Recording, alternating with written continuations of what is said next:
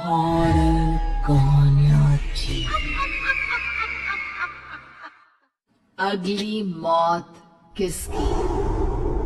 संजीव अपने दोस्तों राघव और प्रतीक के साथ बियर बार में बैठकर बियर पी रहा था। संजीव आज बहुत खुश लग रहा था। अरे यार, आज की पार्टी में तो मजा आ गया। तुम दोनों दोस्तों के साथ तो मेरी जिंदगी इतनी अच्छी है कि क्या बताऊं कितनी अच्छी है। अरे भाई, अब दोस्ती की है तो जीना मरना सब साथ में। हाँ, अरे अरे यार सुनो, जल्दी से एक बियर और ऑर्डर करते हैं ना, एक आखिरी, और उसके बाद ये जश्न यही खत्म हो जाएगा। अरे हाँ हाँ, क्यों नहीं। वेटर, जल्दी से 2 बियर की बोतल लेकर आओ। आज मेरे दोस्तों को जश्न मनाना है, क्यों? इतने में वहां पर एक बहुत सुंदर लड़की छोटे छोटे कपड़े पहनकर हाथ में बियर की बोतल लेकर उसके पास आती है। ये लीजिए, आपने बियर ऑर्डर की थी ना, मैं लेकर आ गई।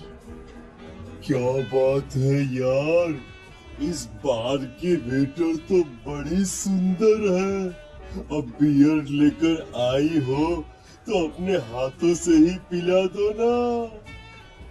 हाँ हाँ, क्यों नहीं, जैसा आप बोलोगे मैं वैसा ही करूंगी। क्या बात है यार, अब तो लगता है रोज यही आना पड़ेगा। उसके बाद वो लड़की उन तीनों को बियर सर्व कर देती है। पार्टी करने के बाद वो तीनों अपने अपने घर जाते हैं। प्रतीक संजीव और राघव को उनके घर छोड़कर जैसे ही अकेला अपनी कार में आकर बैठता है तो अचानक उसे एहसास होता है जैसे उसकी कार की पीछे वाली सीट पर कोई बैठा हुआ है। वो तुरंत पीछे मुड़कर देखता है। तुम यहाँ क्या कर रही हो? और तुम मेरी कार में कब आई? अरे तुम तो बार में वेटर थी ना। बस ऐसे ही मेरा दिल कर रहा था आपके साथ आपके घर चलने का, इसलिए मैं आपके साथ चली आई। अरे लेकिन तुम मेरी कार में आई कब?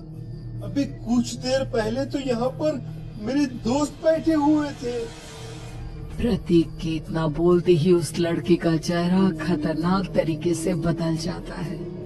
उसकी आंखें पत्थर की तरह सफेद और पूरे शरीर पर नीली नीली नसें उभर आती है।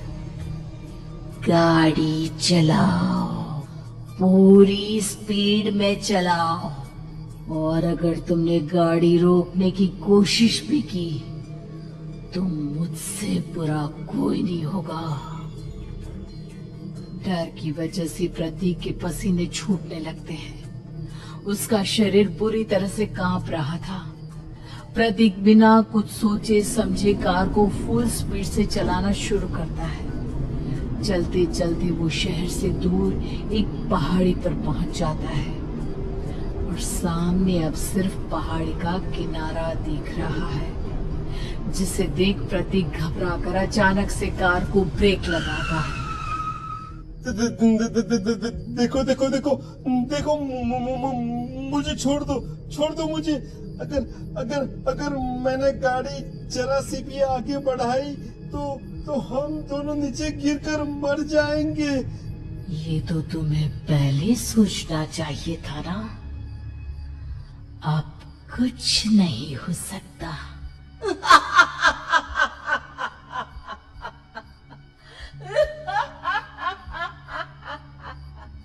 छोड़ दो मुझे। नहीं नहीं, प्लीज मुझे छोड़ दो। प्लीज प्लीज मुझे जाने दो, छोड़ दो मुझे। गाड़ी आगे बढ़ाओ। और तभी अचानक से बिना प्रतीक के स्टार्ट किए उनकी कार आगे बढ़ती है और गहरी खाई में गिर जाती है। उसकी चीखने की आवाजें चारों तरफ सुनाई देती है।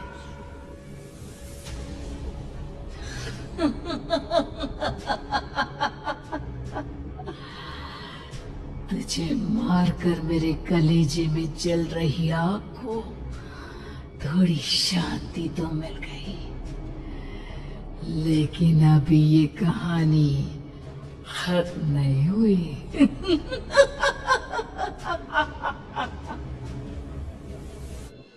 और फिर अगले दिन राघव और संजीव को पता चलता है कि प्रतीक की पहाड़ी से नीचे गिरकर मौत हो गई। अरे कल रात की तो बात है यार, हम सब बैठकर पार्टी कर रहे थे, लेकिन मेरी एक बात समझ में नहीं आ रही। राघव शहर से इतना बाहर उस पहाड़ी पर इतनी रात को क्या करने गया था? अरे यार, वही सोचकर तो मैं भी परेशान हूँ। हम दोनों को छोड़ने के बाद तो वो सीधा अपने घर जाने वाला था, और वो आत्महत्या क्यों करेगा भाई? कल रात तक वो कितना खुश था, हमारे साथ सेलिब्रेट कर रहा था। हाँ, लेकिन पुलिस ने तो यही कहा है कि प्रतीक ने अपनी कार को जानबूझकर पहाड़ी से नीचे गिरा दिया और आत्महत्या कर ली। अरे यार संजीव, मेरी तो कुछ भी समझ में नहीं आ रहा है। चल ठीक है, अब मैं अपने घर जाता हूँ। Okay, bye. राघव अपने घर में अकेला था। दोपहर का वक्त था। तभी दरवाजे की घंटी बजी। कौन है? अरे 1 मिनट रुको, अभी आता हूँ। राघव ने जैसे ही दरवाजा खोला, उसने देखा कि सामने एक बहुत खूबसूरत लड़की खड़ी हुई है। कौन है आप, और यहाँ किससे मिलने आई है? देखिए ना, बाहर बारिश शुरू हो गई थी, मेरी गाड़ी खराब हो गई है। आपका घर नजर आया तो सोचा कुछ हेल्प ले लेती हूँ। क्यों नहीं, आइए ना, आइए। मेरे कपड़े पूरे भीग चुके हैं, क्या आपके पास टॉवेल मिलेगा प्लीज? राघव अपने बाथरूम से एक टॉवेल लाकर उस लड़की को देता है। थैंक यू सो मच, अब मैं चलती हूँ। अरे इतनी क्या जल्दी है? आप चाहे तो बारिश रुकने तक यहाँ पर रुक सकती है। हाँ। लड़की ने पलटकर राघव की तरफ देखा। नहीं, मुझे जाना होगा, मेरा काम बाकी है। और वो वहां से चली गई। उस लड़की के जाने के बाद राघव अपने बाथरूम में नहाने के लिए गया, और जैसे ही उसने बाथरूम में देखा तो उसका टॉवेल वहीं पर लटका हुआ था। उसने टॉवेल हाथ में लिया तो देखा कि उसका पूरा टॉवेल खून के धब्बों से सना हुआ है। अरे ये क्या? ये टॉवेल तो मैंने उस लड़की को दे दिया था। ये वापस मेरे बाथरूम में कैसे आ गया? और इस पर ये खून के धब्बे कहाँ से आ गए? राघव ने आईने में देखा तो उसकी गर्दन पर एक बड़ा सा चाकू का कट लगा हुआ था, जिससे खून बह रहा था, जिसे देख राघव के होश उड़ गए। हाँ, अरे ये क्या?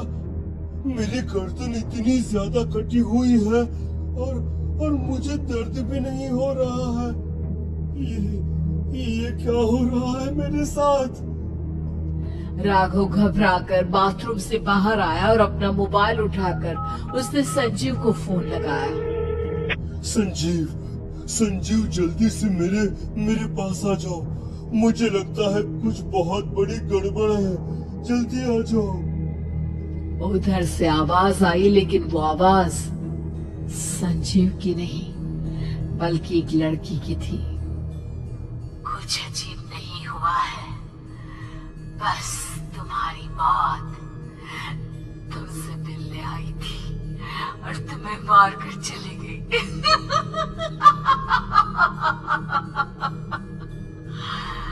अब तुम इस दुनिया ऐसा नहीं हो राघव, इसलिए तुम्हें अपनी गर्दन के कटने का दर्द भी महसूस नहीं हो रहा।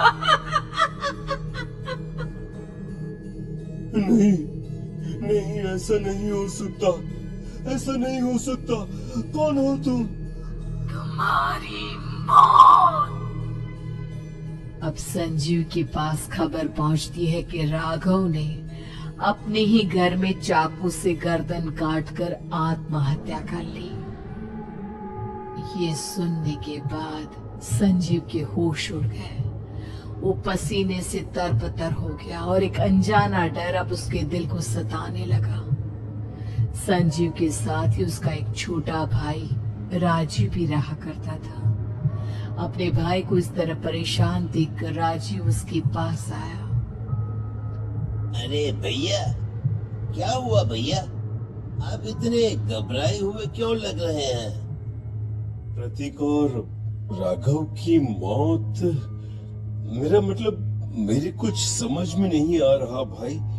अचानक से मेरे दोनों दोस्तों ने आत्महत्या क्यों कर ली? अरे वो तो मेरी भी समझ में नहीं आ रहा है भैया। हाँ, हो सकता है कि कोई परेशानी होगी और इसीलिए उन्होंने ऐसा किया होगा।